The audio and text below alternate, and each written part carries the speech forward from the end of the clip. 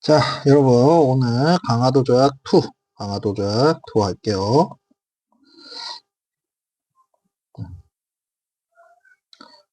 강화도 조약 2 봅시다. 강화도 조약 2. 자, 한번 봅시다. 강화도 조약 맺고, 그 뒤에 이제 부록하고 규칙을 맺습니다. 부록과 규칙. 그래서, 일단은 부록에서는 거루지 설정을 합니다. 거루지 설정. 선생님이 거루지하고 뭐하고 이치한다 했어요? 치외 복권지대하고 이치한다. 요거 이해하고 있으면 저번 시간 수업 열심히 잘 들은 거요. 그 다음 개항장에서 일본 화폐 유통이 허용됩니다. 일본 화폐 유통이 허용됩니다. 근데 이때 이미 일본은 종이돈을 써요. 종이돈을 사용하는데 이게 이제 일본도 미국한테 당했던 거 우리한테 그대로 한 건데, 이제 이렇게 된 거예요. 종이돈을 내고 물건을 사잖아요. 그죠? 물건을 산단 말이야. 그러거나 아니면 자기 물건을 팔거나 뭐 이렇게 하잖아요. 하면 종이돈 주고 이 사람들이 뭘 가져가냐면 우리나라 엽전을 가져가는 거예요. 그러니까 그러니까 이제 자기 물건을 팔고 엽전을 받아가거나 아니면 뭐 종이돈을 엽전을 바꿔서 쓰거나 하다는데 이제 가져갈 때 엽전을 가져가는 거예요. 근데 문제는 이 엽전이 뭡니까? 구리잖아요, 구리. 종이돈은 뭐예요? 종이지, 종이. 그러니까 종이 갖고 와갖고 얘들이 뭘 가져가는 거예요? 구리를 가져가는. 그래서 이익을 보는 그런 행위들을 합니다. 요거 미국한테 당했어요. 미국한테. 일본 더 했어요. 일본은 엽전이 구리가 아니고 은이었어요. 은. 은하고 돈하고 바꾸어서 손해본 경우가 있었어요. 그러니까 무역 규칙은 이제 양국의 무제한 유출이 있습니다. 그러니까 이제 쌀을 무제한으로 유출할 수 있다는 거죠. 그 다음에 일본 수출 상품에 대해서 무관세 원칙을 했습니다. 이 부분도 사실은 조선이 조금 일본한테 베푼다라는 느낌으로 좀 한 부분이 있어요. 아직 그리고 조선은 관세에 대한 어떤 개념이 아직 없고요. 그래서 무역 규칙의 무제한 유출의 무관세잖아요. 맨무, 산무 이렇게 외우면 됩니다. 무역 규칙은 맨무, 산무. 무역 규칙의 무제한 유출의 무제한 관세, 무관세, 산무. 산무는 언제 먹어요? 고기 먹을 때 먹어요. 그렇다고 여러분. 산무는 고기 먹을 때 먹는구나. 그렇습니다. 예. 자, 다시. 부록에는 조개지 설정했고요. 계양자에서 일본 화폐 쓰도록 해줬구나. 무역규칙은 맨무, 산무.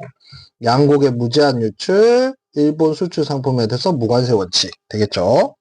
이렇게 기억하시면 되고요. 자, 서양과의 수교는 그럼 어떻게 됐냐라는 거죠. 쌤이 이미 율동을 가르쳐 줬을 거예요.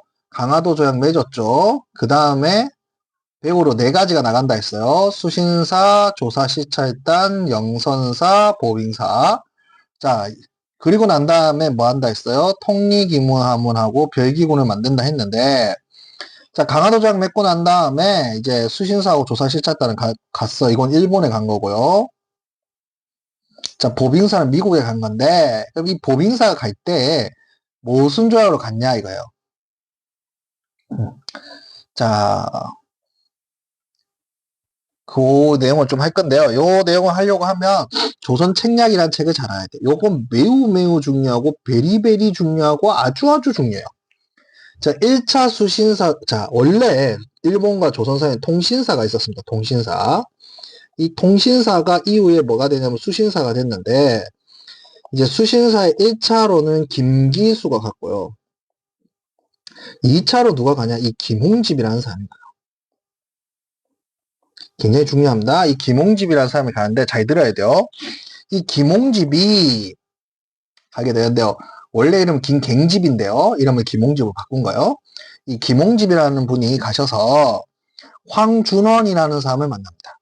어느 나라 외교관이에요? 청나라 외교관이에요. 그러니까 조선 사람 김홍집이 가서 청나라 사람 황준원을 어디서 만난 거예요? 일본에서 만난 거예요.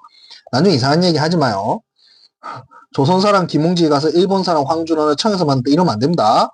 다시 조선 사람 김홍집이 청나라 황준원을 일본에서 만난 겁니다.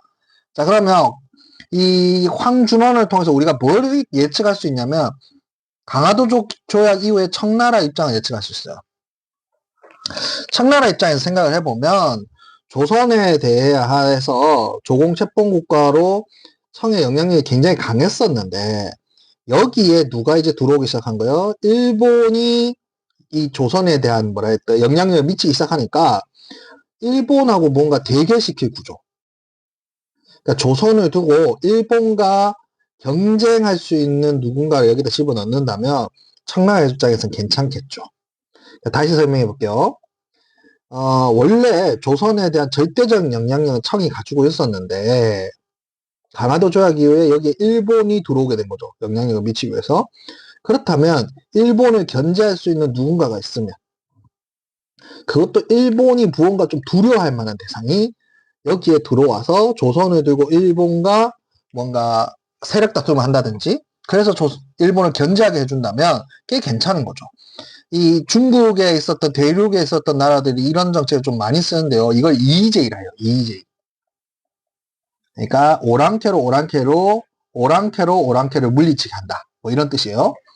자, 요 정책을 하기 위해서 황준헌을 김홍집한테 붙인 겁니다.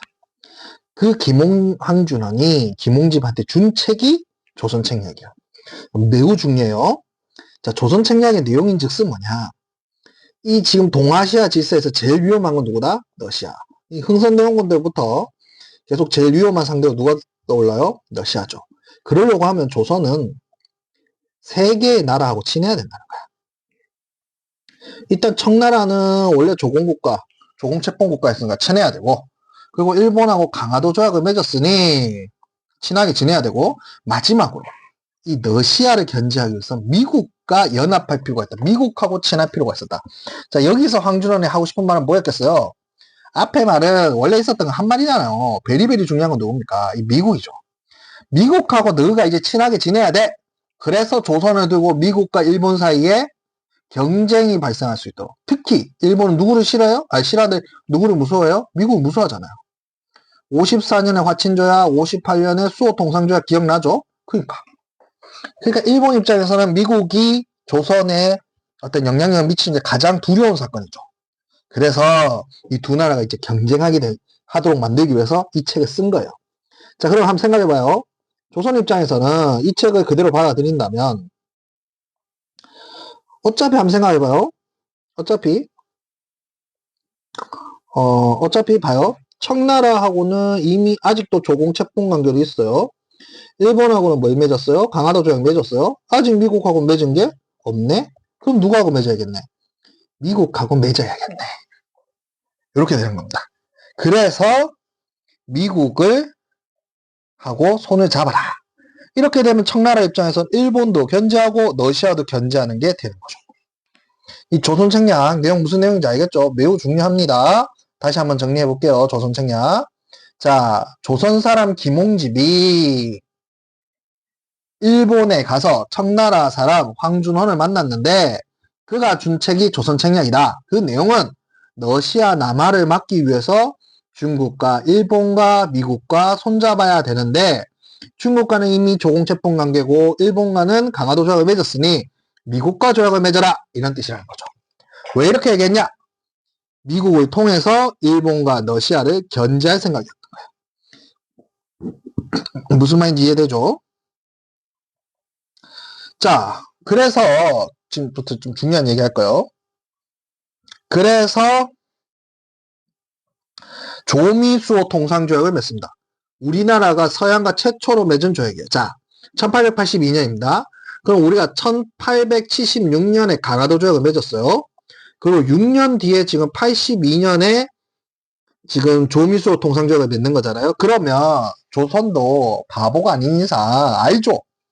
이게 뭐가 불평등 조약이고 왜 이걸 요구했는지 이제 알기 시작한 거예요. 그러면 이런 부분들을 어떻게 해야 돼요? 조금씩 개선해야 되죠. 이런 노력이 실제로 보인다 안 보인다? 보인다는 겁니다. 자, 한번 보면